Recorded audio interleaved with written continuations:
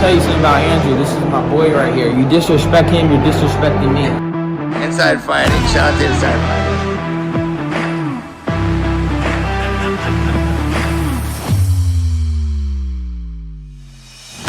We are back. It is the Fight Season Podcast. It's me, Jesse Rowe, with Inside Fighting, joined as always by Inside Fighting's head writer, Timmy Shoes, also known by his professional. Is it Timmy Shoes your professional name, or is it Timothy James? Do you put Timmy Shoes on your LinkedIn?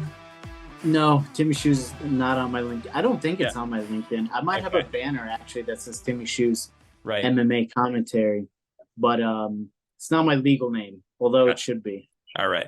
Well, either way, Timmy, great job in Brazil covering UFC Sao Paulo. You got some great interviews. If you haven't seen them, make sure you check them out. Charles Oliveira interview, Jailton Almeida interview, Gilbert Burns interview.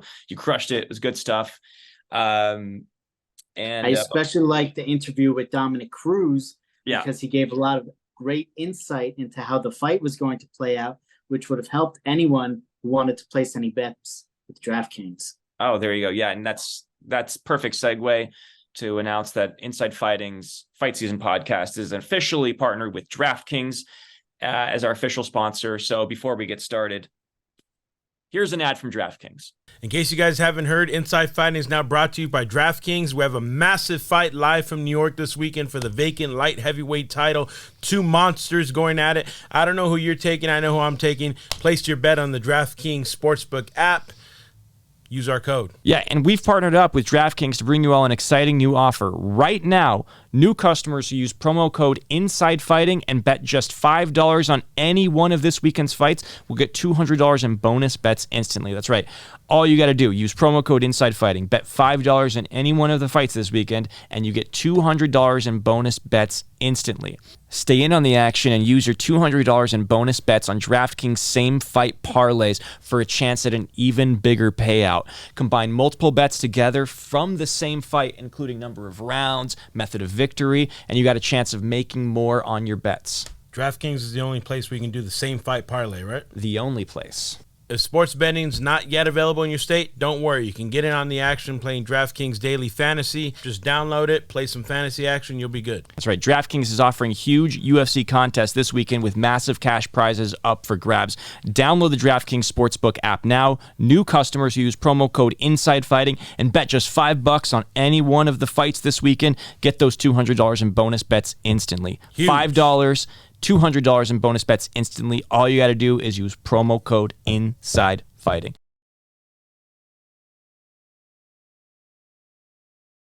We're fresh off Ngannou versus Fury, and the aftermath of that fight is still being felt. Obviously, we took some heat on our YouTube for some of our takes. Falling in line with the people that were kind of calling out the event was the greatest trash talker in the history of MMA. Sorry, Conor McGregor, but Chael Sonnen had some strong things to say about Fury and Ngannou. Not strong things to say, but his opinion of that fight was that it was kind of destined to lose $100 million, was kind of how he framed his argument. And, it was obviously funded by Saudi money, and it was on at 11 a.m. in Los Angeles, so 2 p.m. New York time. And I don't know what that is for you, 4 o'clock in Brazil, I'm guessing, something like that. It was around 4. So it was not a good time for a pay-per-view. Took forever to get the fight started, too.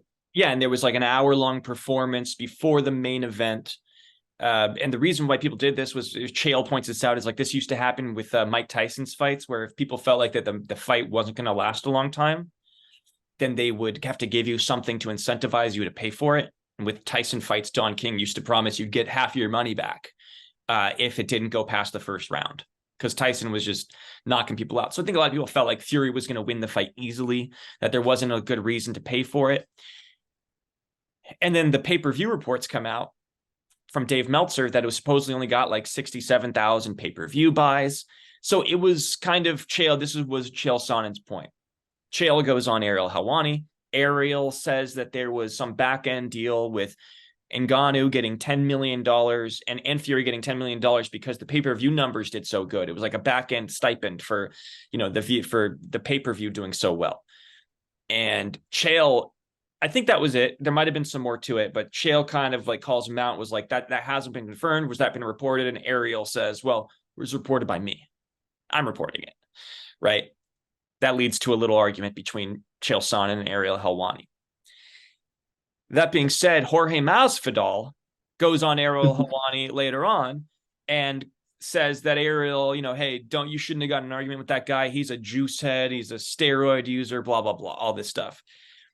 And Chael Sonnen responds with the most epic barrage of tweets. Did you see all of them? Did you see all of the tweets? I did not know. Oh, I know that they went back and forth, and it was a big thread. This is impressive to me. I'm talking like this is some like Trump level stuff where like you just realize that there are certain people. Throw them up on screen for our audience. I will. Boom. There are some people that you just simply don't mess with. And Chael Sonnen is one of them if you're not prepared to get into the war of words. Because Chael decides to respond to Jorge Masvidal, calling him a juice head. I'm only going to read a few of them because it's going to take too much time, but here's one. Jorge, if you want to scrap, you're going to have to beat one of my students first. Colby Cove, scratch that. Let's stick to things that are possible. Are you allowed to kick with the leg that's wearing the house arrest ankle monitor? Masvidal wants, just trying to be clear on a few regulatory matters. Is your corner going to give you a prison juice box instead of water? And there's so many. I'm talking there's like 40 texts, tweets that Sonnen put out. And he can keep him going, man. He's a clever guy. He is sharp-tongued, as they say. Yeah, no, he's not somebody that you mess with. And it kind of ended there, but he posted a YouTube video about it. He it just sort of was ceaseless. He wouldn't let it go. It kind of reminded me of Trump, that like when you pick if you pick a fight with him, he's going to end the fight.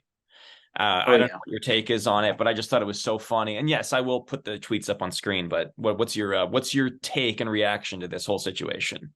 Well, I do want to point out that Chael Sonnen actually was one of the few people who picked Francis Ngannou, I believe, and said, I don't know if he picked him outright, but he did say that it was going to be a very competitive fight, and that it was. So props to Uncle Chael.